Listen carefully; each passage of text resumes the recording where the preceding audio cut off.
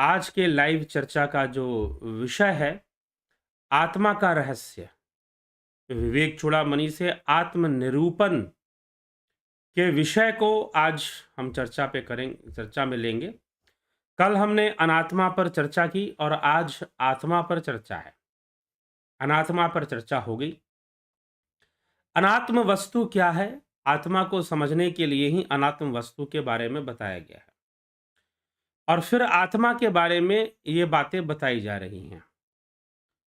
कुल मिलाकर अगर आप यह पूछेंगे कि क्या अनात्म वस्तु के बारे में बता देने से और आत्म वस्तु के बारे में बता देने से बात स्पष्ट हो गई, तो बात अगर स्पष्ट हुई या नहीं हुई, यह भी एक विषय बनता है कि हमें बात समझ में आ गई कि नहीं समझ में आई।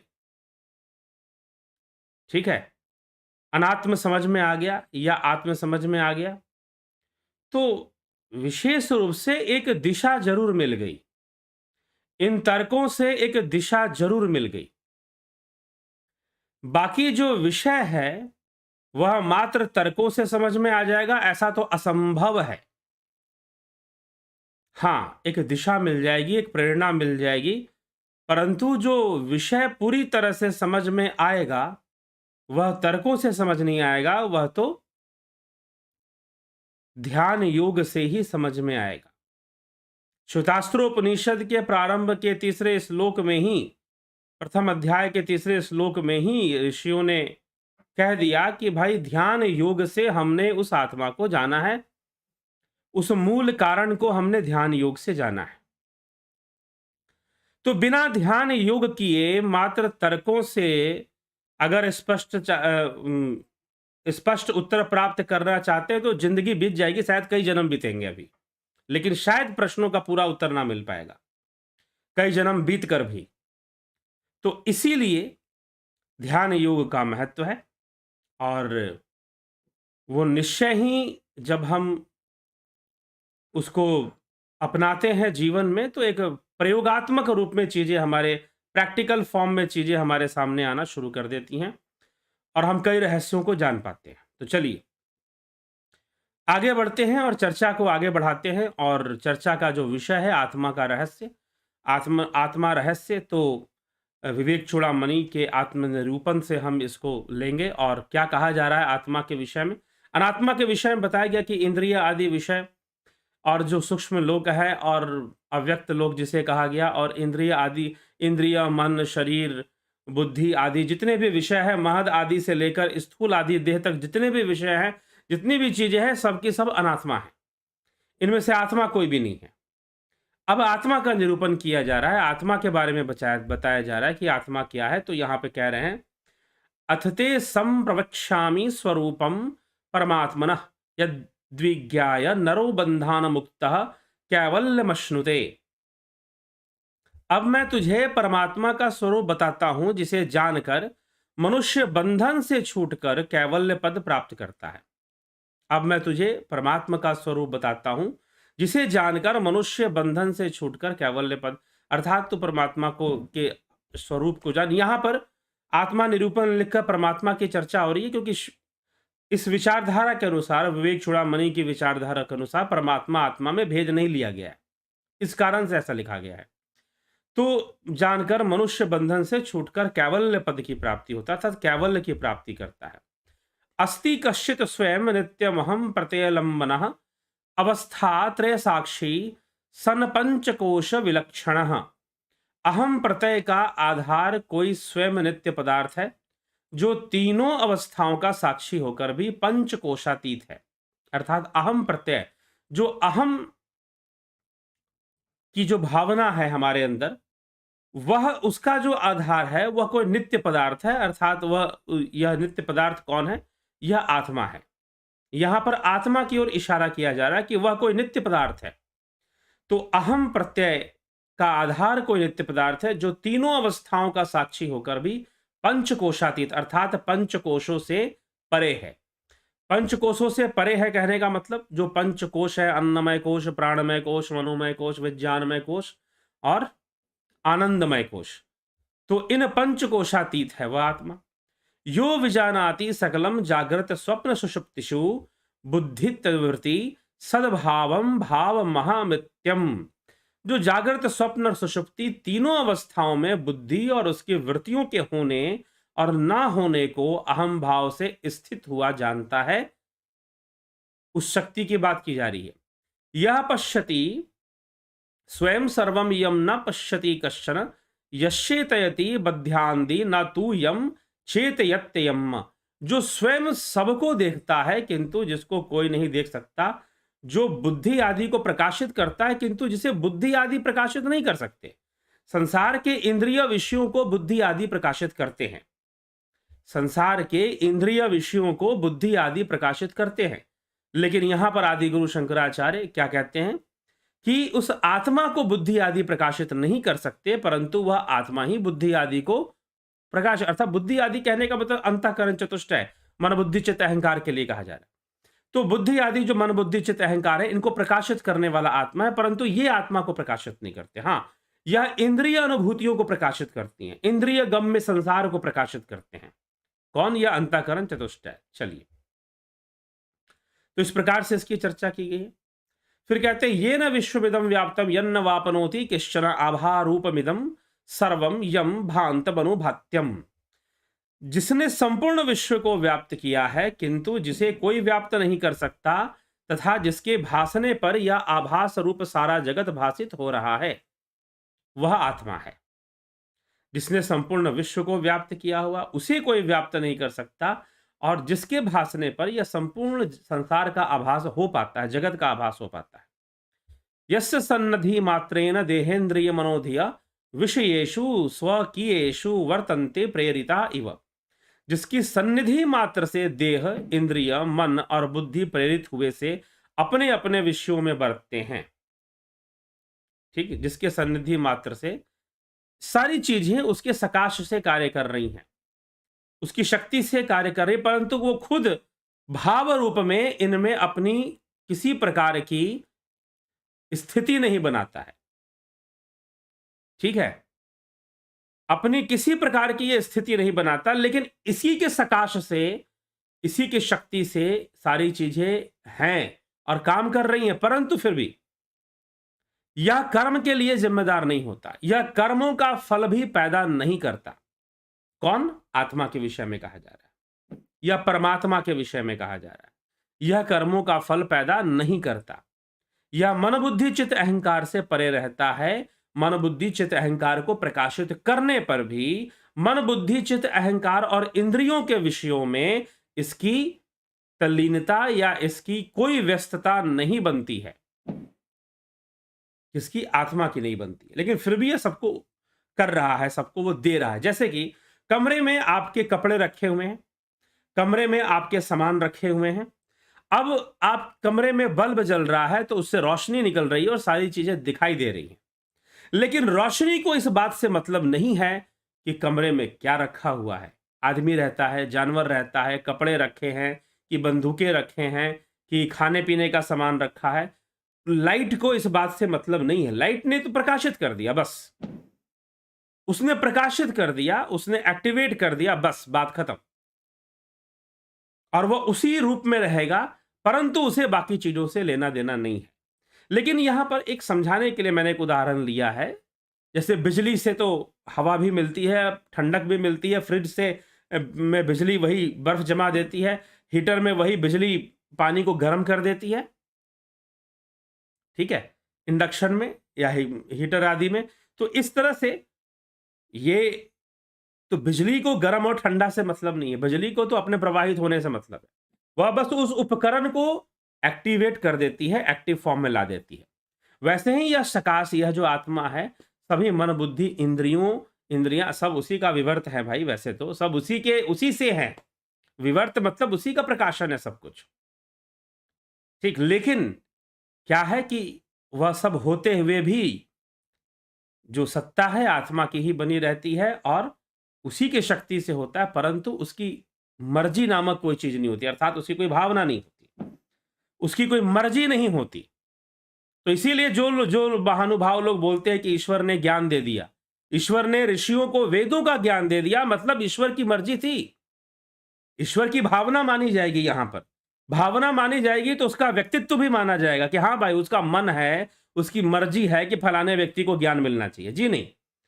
इसीलिए ईश्वर ने ज्ञान दे दिया या ईश्वर ने वेद दे दिया, ऐसा नहीं है। ऋषियों ने अपनी साधना से हृदय गुहा में प्रवेश कर कर स्वयं ही उन मूल तत्वों को जाना, उन सूक्ष्म तत्वों का साक्षात्कार किया, सृजनकारी तत्वों को वो जान पाए जिनके द्वारा सृष्टि होती है, वो जान पाए। इसीलिए श्वेतास्त्र उपनिषद में कहा कि हमने ध्यान योग से मूल कारण को जाना है। ऋषियों ने कहा ध्यान योग से मूल कारण को हमने जाना है। ये बात बताने की कोशिश की, ये बात समझाने की कोशिश की। इसीलिए ईश्वर ने आकर दे दिया या उसकी मर्जी थी या उसकी भावना थी, ऐसी कोई बात नहीं। ये कहीं पर कोई चर्चा मुझे चल रही थी तो मुझे स्मरण आया। तो इसीलिए ये कहना, ये शब्द कहना स्वयं ही द्वंद्वात्मक है और विरोधात्मक है कि ईश्वर ने किसी को ज्ञान दे दिया या परमात्मा ने किसी को ज्ञान दे दिया। ठीक है। हाँ, ध्यान योग से, अपनी साधना से, अपने ध्यान योग से जो तपस्वी हैं या ऋषि हैं या योगी हैं, वो ज्ञान को प्राप्त करते हैं। तो यह सारा विषय यहां पर स्पष्ट होता है। तो आत्मा जो है, यह सन्निधि मात्र से देह इंद्रिय, जिसकी सन्निधि मात्र से देह इंद्रिय मन और बुद्धि प्रेरित हुए से अपने अपने विषय में बरतते हैं, वह परमात्मा है। अहंकार से लेकर देह पर्यंत और सुख आदि समस्त विषय जिस नित्य ज्ञान स्वरूप के द्वारा घट के सामने जाने जाते हैं, वह परमात्मा है। एषु अंतरात्मा पुरुषः पुराणो निरंतराखंड सुखानुभूति सदैक रूपः प्रतिबोध मात्रो ये निशिता वाग सवश्चरन्ति। यही नित्य अखंडानंदानुभव रूप अनंतरात्मा पुराण पुरुष है, जो सदा एक रूप और बोध मात्र है तथा जिसकी प्रेरणा से वागादि इंद्रियां और प्राण चलते हैं। अत्रैव सत्वात्मनि धी गुहाया मव्याकृतकाशा उरु प्रकाश आकाश उच्चय रविवत प्रकाशते स्वतेजसा विश्वमिदं प्रकाशयन्। इस सत्वात्मा अर्थात बुद्धि रूप गुहा में स्थित अव्यक्ताकाश के भीतर एक परम प्रकाशमय आकाश सूर्य के समान अपने तेज से इस संपूर्ण जगत को दैदीप्यमान करता हुआ बड़ी तीव्रता से प्रकाशमान हो रहा है, वही परमात्मा है। ठीक, सब उसी से, अंतःकरण उसी से प्रकाशित है, अव्यक्त जगत भी उसी से प्रकाशित है, व्यक्त भी उसी से प्रकाशित है।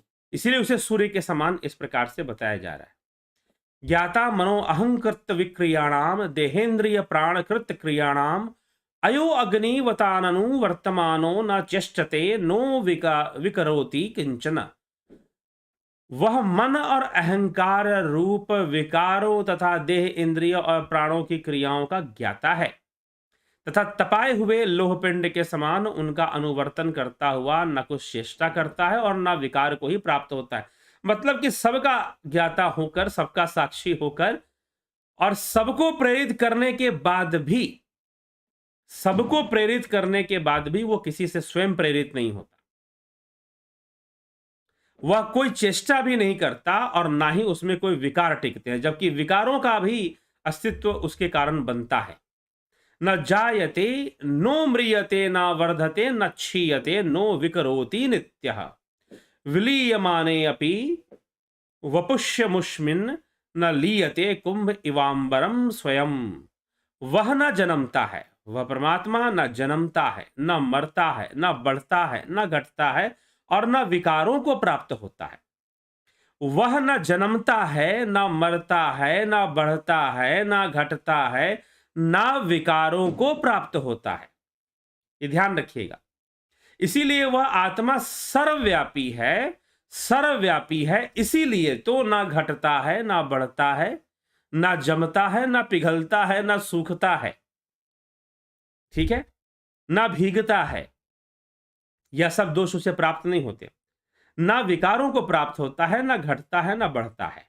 यह आत्मा की इस प्रकार की स्थिति बताई जा रही है क्योंकि वह सर्वव्यापी है और जो भी तत्व सर्वव्यापी होगा वो ऐसे ही हो सकता है।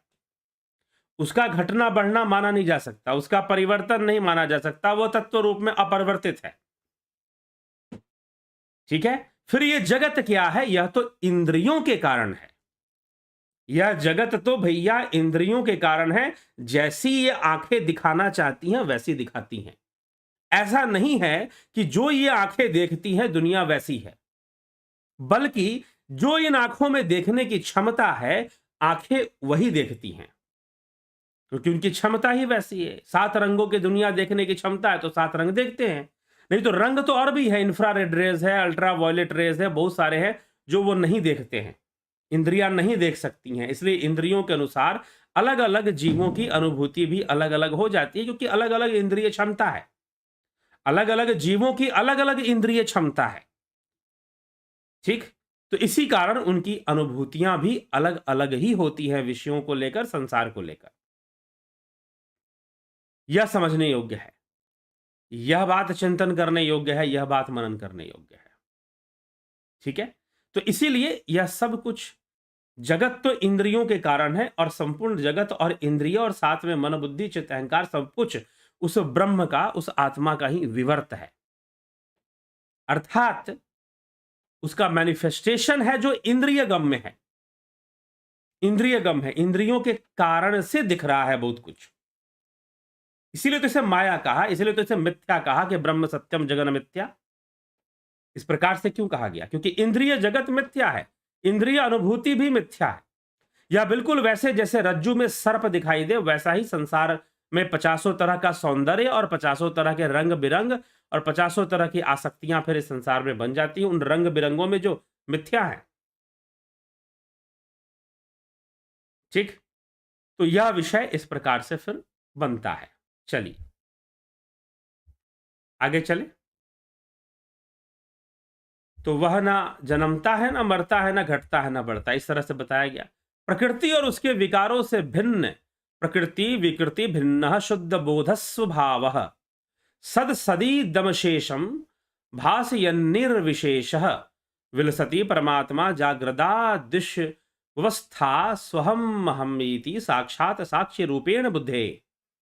प्रकृति और उसके विकारों से भिन्न शुद्ध ज्ञान स्वरूप वह निर्विशेष परमात्मा सत असत सबको प्रकाशित करता हुआ, जागृत अथवा अवस्थाओं में भी अहम भाव से स्फुरित होता हुआ, बुद्धि के साक्षी रूप से साक्षात विराजमान है। सत असत सबको प्रकाशित करता हुआ, स्वयं सत्य और असत से परे, क्योंकि सत्य और असत्य विषय भाव का विषय है, ज्ञान अज्ञान का विषय भाव का विषय है। भावातीत अवस्था में वह इनसे परे हो जाता है। ठीक, यह आत्मा के विषय में ऐसे बताया जा रहा है। नियमित मन सामुम त्वम स्वमात्मात्मा नयमहमीति साक्षात विधि बुद्धि प्रसादात जनी मरण तरंगा पार संसार सिंधुम प्रतर भव कृतार्थो ब्रह्म रूपेण संस्था। तो इस आत्मा को संयत चित्त होकर, संयत चित्त होकर, संयत चित्त मतलब ध्यान योग के द्वारा संयत चित्त होकर बुद्धि के प्रसन्न होने पर यह मैं हूं ऐसा अपने अंतःकरण में साक्षात अनुभव कर कि मैं ही आत्मा हूं, मैं ही ब्रह्म हूं, और जन्म मरण रूपी तरंगों वाले इस अपार संसार को पार कर तथा ब्रह्म रूप से स्थित होकर कृतार्थ हो जा।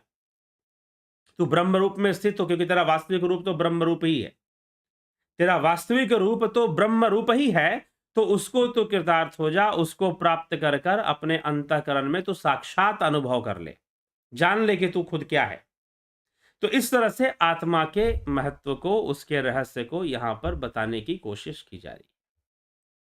ठीक है जिज्ञासु, तो ये आत्मा मुख्य रूप से यहां पर अब कई बातें हैं, ना घटता है ना बढ़ता है, अपरिवर्तनीय, क्योंकि परिवर्तन इंद्रिय अनुभूति है, इंद्रियों के कारण परिवर्तनमय जगत दिखाई दे रहा है, अन्यथा परिवर्तन नामक कोई चीज नहीं, उस आत्मा में परिवर्तन नामक कोई चीज नहीं है। ठीक है, तो वो तत्व रूप में है, उसके अपने तत्व रूप में परिवर्तन नहीं आता, परंतु उसका विवर्त, उसमें तो परिवर्तन आ सकता है और आता भी रहता है। और इस परिवर्तन का अनुभव करने वाली इंद्रियां हैं, इंद्रियों के वशीभूत उस परिवर्तन का अनुभव होता है, ना कि वह जब परिवर्तन का अनुभव इंद्रियों के वशीभूत हो रहा है तो सीधी सी बात है कि यह परिवर्तन भी मिथ्या है, यह परिवर्तन भी मिथ्या है। पारमार्थिक अवस्था में यह सारे परिवर्तन लय कर जाते हैं, कोई परिवर्तन टिकता नहीं है, फिर होता ही नहीं है तो टिकेगा कहां से? क्योंकि हाँ, लेकिन जैसे ही आप इंद्रिय अनुभूति में आ जाओगे तो फिर टिकता हुआ नजर आएगा कि हाँ, तो परिवर्तन तो दिखाई दे रहा है, लेकिन इंद्रियों से परे जो परमार्थ है उसमें परिवर्तन नहीं है, पारमार्थिक है उसमें परिवर्तन नहीं है। ठीक है, तो आत्मा के विषय में इस प्रकार से बताया गया कि वह इंद्रियों से परे, मन बुद्धि चित्त अहंकार से परे, और इन सब का साक्षी जरूर है, इन सबको प्रकाशित करने वाला है, लेकिन इसे कोई प्रकाशित नहीं करता। इस प्रकार से ना वो जन्म लेता है, ना जन्मा ना अजन्मा। अब देखिए, विवेक चूड़ामणि में भी यह बात आ गई, मांडुक्य कारिका में भी यह बात पहले कही जा चुकी है कि वह परमात्मा ना जन्मा, ना वह ना जन्मता है, ना मरता है, ना बढ़ता है, ना घटता है। तो जन्म अजन्म से भी परे वह, जन्म मरण से भी परे, और न घटता है ना, क्योंकि तत्व रूप में सर्वव्यापी है। तो उसको जन्मा कहना भी गलत और अजन्मा कहना भी गलत। ठीक, या उसके अनुकूल बात नहीं है कि उसका जन्म होता है या नहीं होता है, क्योंकि जब वो जन्म लेगा तो सर्वव्यापी नहीं रहेगा, और जब वो सर्वव्यापी है तो वो अजन्मा भी नहीं हो सकता, क्योंकि जितने भी जन्म की घटनाएं हैं वह जो है वो उसी में है, उसी के भीतर है, उसी से हो रही हैं। जन्म मरण की सारी घटनाएं उसी के अंदर हो रही हैं। समुद्र में ही लहरें उठती हैं और समुद्र में ही मिल जाती हैं। चलता रहता है, प्रक्रिया तो बनी रहती है, चलती रहती है। ठीक उसी प्रकार से सब कुछ आत्मा में ही होने के कारण आत्मा के लिए जन्म मरण या अजन्मा होना या जन्मा होना उसके लिए नहीं है। ना वो घटता है ना वो बढ़ता है। तो इस प्रकार से आत्मा का निरूपण आदिगुरु शंकराचार्य ने किया है, इन शब्दों में किया है। जो अभी हमने देखा उसे पढ़कर समझने का हमने प्रयास किया। तो आगे बढ़िए, चलिए। और आपके आज लाइव सेशन है तो आज आपको कमेंट आपका जरूर पढ़ेंगे। देखते हैं कौन क्या कहता है। हरि मोहन गुप्ता जी, प्रणाम। सूर्य एक ही है तो ग्रहण भारत में नहीं दिखता और विदेश में दिखता है, ऐसा क्यों? सूर्य, अब खुद से विचार कर लीजिए हरि मोहन गुप्ता जी। मुझे नहीं पता आप क्या करते हैं और क्या नहीं करते हैं, लेकिन आप, यह जो प्रश्न है आपका, यह भूगोल का प्रश्न है, अध्यात्म का प्रश्न ही नहीं है, पहली बात। ठीक है, यह ज्योतिष का प्रश्न भी नहीं है, क्योंकि ज्योतिष इसके प्रभाव पर चर्चा करेगा कि ग्रहण का प्रभाव क्या होगा, किस क्षेत्र में क्या प्रभाव होगा। ठीक है, तो यह आध्यात्मिक प्रश्न भी नहीं है। हाँ, यह जियोग्राफिकल प्रश्न जरूर है, यह भूगोल का प्रश्न है। आप भूगोल का अध्ययन करेंगे, सोलर एक्लिप्स, लूनर एक्लिप्स कैसे बनता है, कैसे लगता है, तो जिस भाग पर ग्रहण है, छाया, जिस भाग पर, पृथ्वी के जिस भाग पर छाया पड़ेगी वहीं ग्रहण दिखाई देगा। हर जगह ग्रहण नहीं दिखाई देगा, क्योंकि सूर्य बहुत विशाल है, सूर्य बहुत बड़ा है, पूर्णतः उसे ढक पाना यह संभव नहीं है। तो कई बार पृथ्वी और सूर्य के बीच में चंद्रमा आ जाते हैं तो ग्रहण लग जाता है। कई बार चंद्रमा और सूर्य के बीच में पृथ्वी आ जाती है तो भी ग्रहण लगने की संभावना बनती है, या फिर सूर्य आता है तो भी ग्रहण लगने की संभावना बनती है। तो इस प्रकार से यह अलग अलग सिचुएशन में, प्लैनेटरी मोशन में ये ग्रहण लगते हैं, और जिस क्षेत्र पर उनकी छाया पड़ती है तो उसी क्षेत्र पर, क्योंकि पूरे सूर्य को ढक पाना, अगर हम यहां पर तो हम राहु से ग्रहण मानते हैं, छाया ग्रह से, लेकिन ग्रहों के बीच में आना, जैसे चंद्रमा आ गया बीच में तो एक छाया पड़नी शुरू हो जाएगी सूर्य ग्रहण के अंतर्गत। ठीक इसी प्रकार से जो है, कभी चंद्रमा विलुप्त हो गया, चंद्रमा को ग्रहण लग जाता है, पृथ्वी की परछाई ये चंद्रमा पे पड़नी शुरू हो जाती है। तो इस प्रकार से जिस क्षेत्र में उस छाया का प्रभाव पड़ेगा उस क्षेत्र में ग्रहण माना जाएगा। ये बहुत ही साधारण सा, मैं तो आपको एक बस संकेत दे रहा हूं, आप बहुत बढ़िया से समझना चाहते हैं तो भूगोल, ज्योग्राफी के किसी चैनल पर जाइए, तो ज्योग्राफी की किताब पर जाइए, 8वीं 9वीं के पुस्तक के अंदर, भूगोल के 8वीं 9वीं के पुस्तक में लूनर एक्लिप्स, सोलर एक्लिप्स का विज्ञान समझाया गया होता है, वहां से भी देख सकते हैं। ग्रहण में सूतक लगता है, ऐसा क्यों? हाँ, यह ज्योतिष का विषय है। यहां पर अध्यात्म आ रहा है। सूतक लगता है क्योंकि ग्रहण के समय नकारात्मक ऊर्जा का, नेगेटिव एनर्जी ज्यादा बढ़ती है। जिस क्षेत्र में भी ग्रहण लगेगा वहां नेगेटिव एनर्जी वहां पर बढ़नी शुरू हो जाती है। इस कारण से चंद्र ग्रहण के 9 घंटे पहले सूतक और सूर्य ग्रहण के 12 घंटे पहले सूतक लगता है। स्नान दान पुण्य क्यों होता है? इसका कारण क्या? स्नान दान पुण्य होता है नकारात्मकता को दूर करने के लिए, नेगेटिविटी को दूर करने के लिए, नकारात्मकता को दूर करने के लिए। ग्रहण काल में भोजन नहीं बनाना चाहिए और भोजन नहीं करना भी नहीं चाहिए, ऐसा प्रयास हमारा होना चाहिए। ठीक, तो नेगेटिविटी से बचने के लिए यह दान पुण्य आदि भी किए जाते हैं। चलिए, विक्रम सिंह जी बहुत अभिनंदन, जगत नारायण जी बहुत अभिनंदन। किशन जी ने जो परम धाम की बात की है वो समझ में आया नहीं, जब ईश्वर सर्वव्यापी है तो परम धाम कहाँ है? परम धाम भी सर्वव्यापी है जी, परम धाम भी सर्वव्यापी ही है, लेकिन इंद्रियां परम धाम में नहीं है, इंद्रियां भ्रम दिखाती हैं। तो यह जो जगत है यह भ्रम जगत है, यह मिथ्या जगत, तो इसमें परम धाम का अनुभव नहीं होगा। इंद्रियों के, आपको लगता है कि इंद्रियां सब कुछ देखती हैं, यहीं पर सारा भ्रम पैदा होता है। इंद्रियां सब कुछ नहीं देखती और इंद्रियां सत्य भी नहीं देखती। जिस दिन ये बात समझ में आएगी ये प्रश्न नहीं बनेगा। अब प्रश्न कोशिश किया कीजिए, जिस विषय पर चर्चा बनती है उसी पे प्रश्न करें। परा प्रकृति और अपरा प्रकृति क्या है? अपरा प्रकृति जो इंद्रिय गम्य है, परा प्रकृति जो इंद्रिय गम्य नहीं है, जो इंद्रियों से परे जाकर जो अव्यक्त लोक है, जो सूक्ष्म लोक है। कल भी उसकी चर्चा हमने की थी कि जो अव्यक्त लोक है वहां भी माया है, तो वह भी अनात्म वस्तु है, आत्म वस्तु नहीं है। तो वह जो है, जो अव्यक्त लोक है, ऐसे मन बुद्धि चित्त अहंकार, यह अव्यक्त तत्व है, हमारे भीतर है लेकिन हमारे सामने व्यक्त नहीं। अब हाथ हमारी कर्म इंद्रिय हमारे सामने है, जिह्वा हमारे सामने है, नाक हमारे व्यक्त रूप में हमारे सामने है, यह सभी तो इंद्रियां हैं, लेकिन मन बुद्धि चित्त अहंकार हमारे व्यक्त में नहीं है, तो वह अव्यक्त रूप में मानी जाएगी, वह परा प्रकृति में आ जाएगी और बाकी चीजें अपरा प्रकृति में आ जाएगी। ठीक है, तो इस प्रकार से परा अपरा प्रकृति की चर्चा है। अवनी प्रधान जी बहुत अभिनंदन, अर्जुन चौहान आदि कुशवाहा। आत्मा चित्त प्राण महत अहंकार स्थूल शरीर, ब्रह्म आत्मा चित्त, ब्रह्म आत्मा नहीं, ब्रह्म और आत्मा तो एक ही है, और महत से शुरू होता है। महत को आपने चित्त प्राण के बाद लिखा है, महत सबसे पहले आएगा। विक्रम सिंह और गौरव जी दोनों का बहुत अभिनंदन है। ब्रह्म कुछ नहीं बनाता तो सृष्टि कैसे बन जाती है? विवर्त रूप में बनती है। सृष्टि और प्रलय दोनों इंद्रियों का अनुभव है, सृष्टि और प्रलय दोनों इंद्रियों का अनुभव है, अन्यथा सृष्टि और प्रलय नामक कोई चीज है ही नहीं, क्योंकि सृष्टि होना प्रलय होना भी मिथ्या ही है। जैसे जगत मिथ्या है वैसे ही जगत में होने वाले सारे परिवर्तन मिथ्या हैं, और सृष्टि और प्रलय भी उस आधार पर मिथ्या है। जब आत्म तत्व की उपलब्धि हो जाती है, आत्म तत्व में स्थिति बन जाती है, तो फिर उसमें कोई परिवर्तन नहीं मिलता हमें। जैसे कि सूत है, सूत से कुर्ता बन गया तो सूत में कोई परिवर्तन नहीं आया। अगर कॉटन से आपने कुर्ता बना लिया, पजामा बना लिया, आप पजामे को काटकर हाफ पैंट बना लो या जुराबे बना लो, उसे आप जो बना लो, तत्व तो वैसे का वैसा ही है। आप टोपी बना लो, कुर्ता बना लो, बनियान बना लो, कच्छा बना लो, जो बनाना है बना लो, सूत का कॉटन का, लेकिन कॉटन तो अपने शुद्ध रूप में कॉटन ही है, उसके अंदर परिवर्तन नहीं आता। ठीक है, तो वह अपरिवर्तनशील है, तो नहीं बनाता। तो सब कुछ विवर्त के रूप में, इसलिए तो मैनिफेस्टेशन माना गया है। इंद्रियों के कारण सब कुछ विवर्त के रूप में है, उसके भीतर ही है। जैसे समंदर है, समंदर में कई लहरें उठ जाती हैं, कई बुलबुले बन जाते हैं, कई कई तरह की चीजें, पानी कई जगह पर कई रंग धारण करता है, लेकिन पानी पानी है। ठीक है, शुद्ध रूप में वो पानी पानी है, कई चीजों के मिलने से वो कई रूप धारण कर ले, वो एक अलग बात है, लेकिन वो अपने शुद्ध रूप में वही है। ठीक, तो इसी प्रकार से यह संपूर्ण जगत है।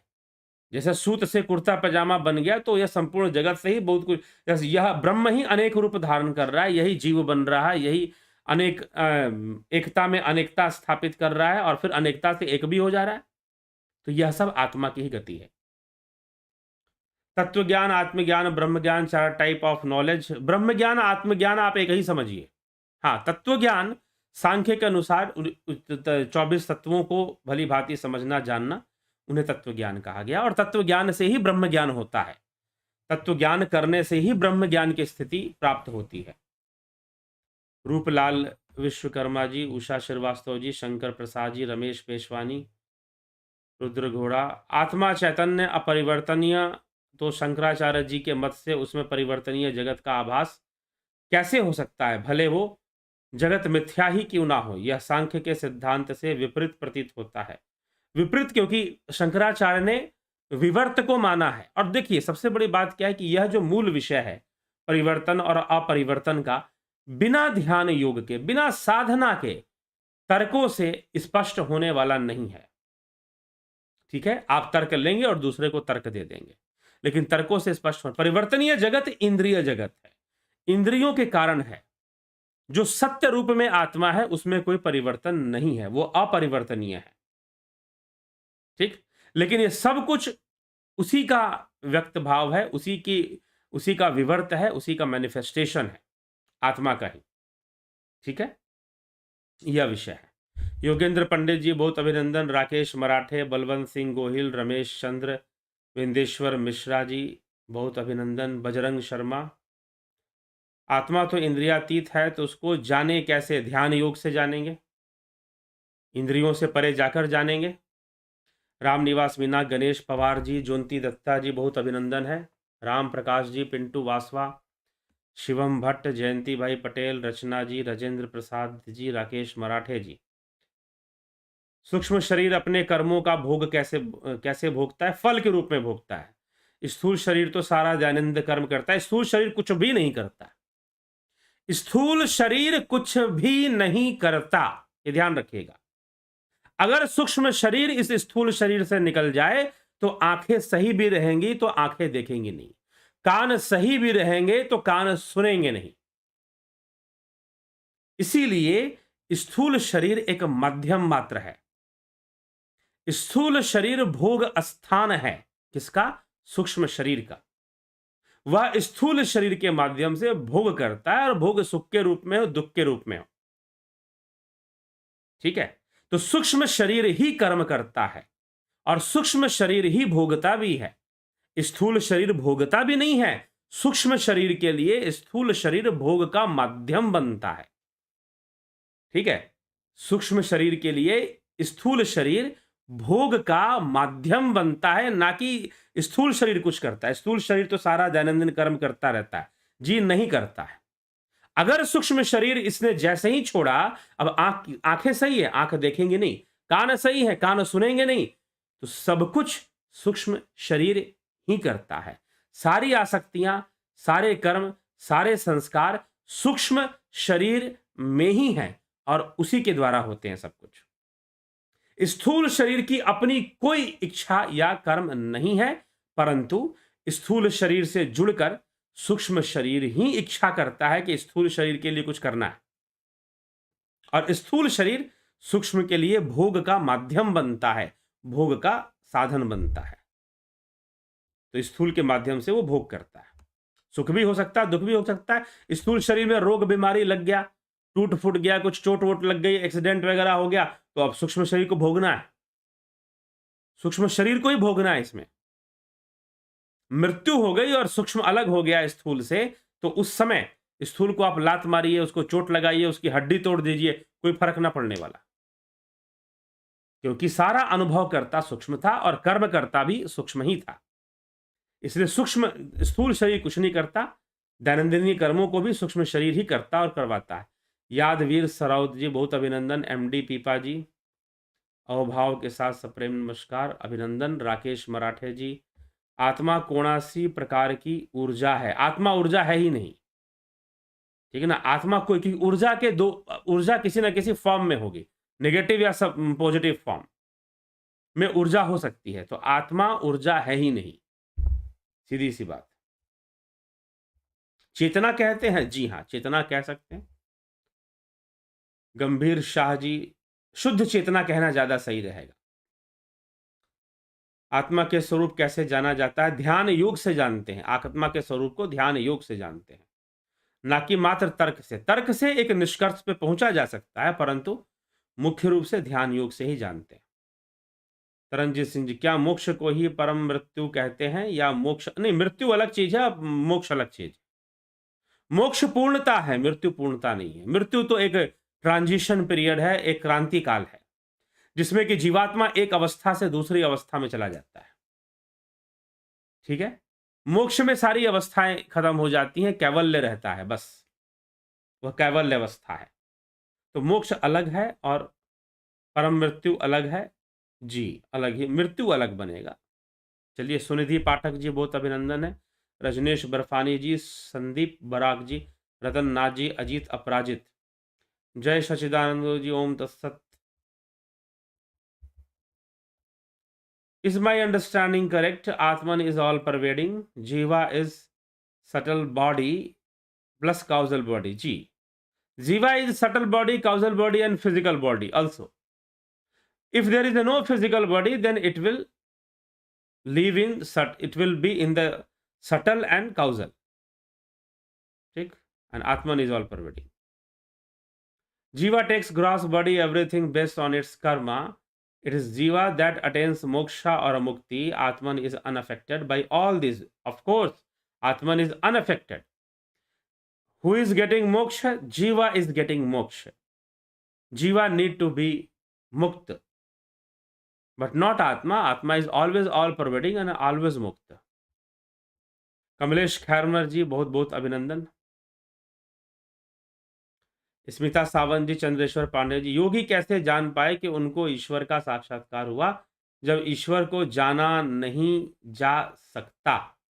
ईश्वर को जाना नहीं जा सकता, ईश्वर को जाना जा सकता है, लेकिन ध्यान योग से जाना जा सकता है। और उसे ईश्वर का साक्षात्कार हुआ, शून्य का साक्षात्कार। वैसे तो लोग कह देते हैं कि भाई आपको घट में ज्योति के दर्शन हो रहे हैं तो समझो कि ईश्वर का ही साक्षात्कार हो रहा है। जी हाँ, कह सकते हैं आप। लेकिन ईश्वर क्या यही था जो ज्योति रूप में दिखाई दे दिया, ये जो नाद रूप में सुनाई दे दिया? जी नहीं। तो उसके परे है, उसके परे है, भावातीत अवस्था में है, तो फिर कोई फर्क ही नहीं पड़ता।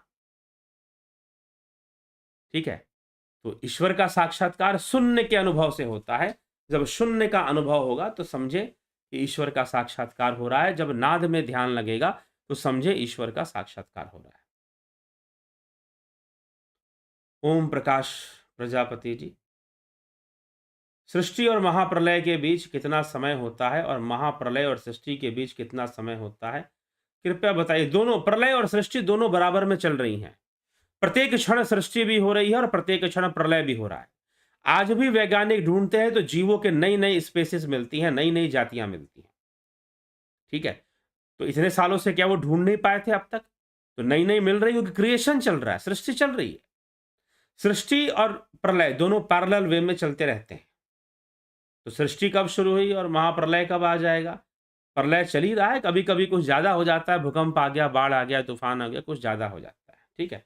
नहीं तो महाप्रलय के नाम पर सिनेमा उनमा बनाकर लोगों ने खूब पैसे खर्च किए सिनेमा देखने में।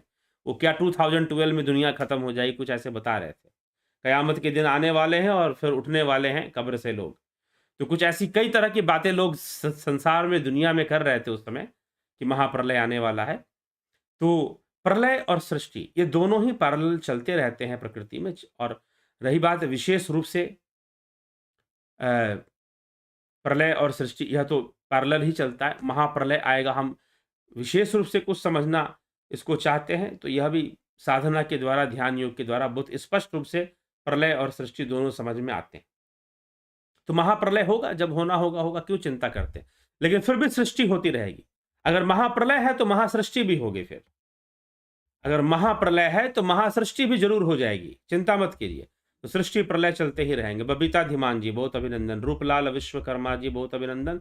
माई स्टडी जी, रमेश चंद्र ठाकुर, आत्मा परमात्मा एक ही है। जी हाँ, एक ही मानकर यहां बताया जा रहा है। विवेक चूड़ामणि में एक ही मानकर सारी चर्चा की जा रही है।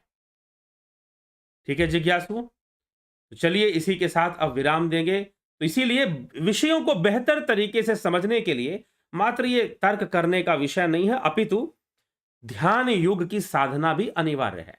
अगर ध्यान योग की साधना बहुत अच्छी होगी, अगर आप ध्यान योग की अच्छी साधना करते हैं तो फिर निश्चय ही सारे विषय, आत्मा का विषय, सूक्ष्म शरीर का विषय, कारण शरीर का विषय सही तरीके से प्रैक्टिकल वे में समझ में आ जाएगा। प्रैक्टिकल वे में समझ में आ जाएगा अगर आप सही तरीके से ध्यान साधना करते हैं। तो ध्यान योग का कोर्स चलता है। वैसे तो देखिए बहुत कुछ ध्यान योग के संदर्भ में बताने के लिए है, लेकिन यह एक बेसिक कोर्स है जिससे कि लोग गाइडेड मेडिटेशन और ट्रांसेंडेंटल मेडिटेशन, गहरे ध्यान में उतरने की प्रक्रिया से जुड़ जाएं और सीख लें। जानने के लिए तो बहुत कुछ है इसमें, समझने के लिए तो कोशिश एक हमें करनी पड़ेगी। ध्यान योग का कोर्स 14 तारीख से शुरू हो रहा है। सब कुछ अगर सही से ध्यान योग का अभ्यास किया जाए, कारण शरीर और जो सूक्ष्म शरीर, इन सब का अनुभव होना शुरू हो जाता है। ठीक है? तो इसलिए हमें इनका ज्ञान होना शुरू हो जाता है, इनकी अनुभूतियाँ होनी शुरू हो जाती है। अभ्यास की ज़रूरत है और सबसे पहले विश्वास की ज़रूरत है और फिर अभ्यास की ज़रूरत है। क्योंकि कुछ तो है, ठीक है? जो मृत्यु के समय आँखें सही होकर भी नहीं देखती, कान सही होकर भी नहीं सुनते। तो हमें जानना पड़ेगा आखिर रहस्य क्या है, हमारा ही रहस्य क्या है? स्वप्न के अंदर कौन स्वप्न देख रहा है, सुषुप्ति में कौन जा रहा है, स्वप्न में कौन जा रहा है, और हम ही तो है ना, हम ही तो स्वप्न देखते हैं और हम ही जागृत अवस्था में बातें करते हैं। तो हमारी ही तो अवस्थाएं हैं सारी, लेकिन कैसे बनती हैं ये हमें नहीं पता। तो वेदांत, योग, इन सब के अंदर इन सब विषयों पे चर्चा मिलती है और प्रैक्टिकल वे में ध्यान योग करके, ध्यान साधना के द्वारा हम स्वयं इन रहस्यों को प्रत्यक्ष कर सकते हैं, जान सकते हैं सूक्ष्म कारण इन सबको, और इन सबसे पहले आत्मा को भी जान सकते हैं। शून्य की प्राप्ति कर आत्मा में, स्वामी विवेकानंद को जब कहते हैं कि रामकृष्ण परमहंस ने छुआ, शक्तिपात किया, तो वो शून्य में समाने लगे, जैसे उनका सारा अस्तित्व शून्य में समा रहा है, संपूर्ण संसार ही शून्य में समाया जा रहा है। और ऐसा अद्भुत आनंद का अनुभव हुआ कि उन्होंने कहा कि गुरुदेव मुझे इसी अवस्था में रहने दीजिए, मुझे शून्य वाली अवस्था में बड़ा आनंद आ रहा है, क्योंकि उसमें परमानंद का अनुभव होता है, उसमें परमानंद का अनुभव होना शुरू हो जाता है। ऐसी समाधि की अवस्था, शून्य में सब कुछ समाया जा रहा है। इस प्रकार से स्वामी विवेकानंद बताते हैं अपना अनुभव कि सब कुछ शून्य में समा रहा है। तो यह आत्मा की अनुभूति है वास्तव में, जब ऐसा अनुभव हो तो, और होता है।